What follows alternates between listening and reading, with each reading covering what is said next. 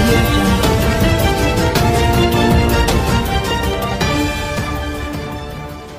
ఈ రోజు అడుగుతా ఉన్నాము. ఈమె నిజంగా కూడా బాలకృష్ణ కూడా అడగాలి, మరి నీ అభిమానులందరూ నీ ఇంటి చుట్టూ చేరి సీఎం జిందాబాద్ అనిపించుకోవటం కాదు, నిజంగా సీఎం అయి అక్కడ కూర్చో, తల్లిగా నేను నీకు బ్లెస్సెస్ చేస్తాను తప్పనిసరిగా. అందువలన ఈ చంద్రబాబు నాయుడు కూడా అయిపోయింది, నీ పరిపాలన ఏంటనేది అయిపోయింది, అన్నిట్లో విఫలం చెందావు. ఏ ఒక్క హామీ 600 హామీలు ఇచ్చి ఏది నెరవేర్చలేకపోయావు.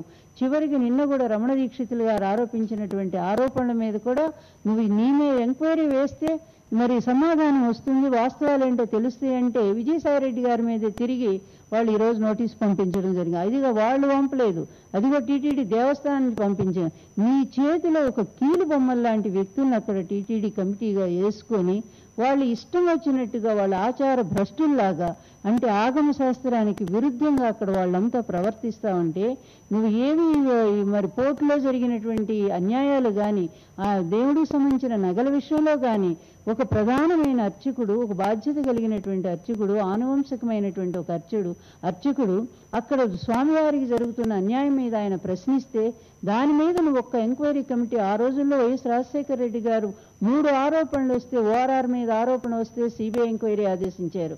అదేవిధంగా జగన్మోహన్ రెడ్డికి పరిటాల రవి హత్య కేసు ముడిపెట్టి ఇదే టీడీపీ గొడవ చేస్తే ఆయన ఆదేశించారు, సిబిఐ ఎంక్వైరీకి ఆదేశించారు.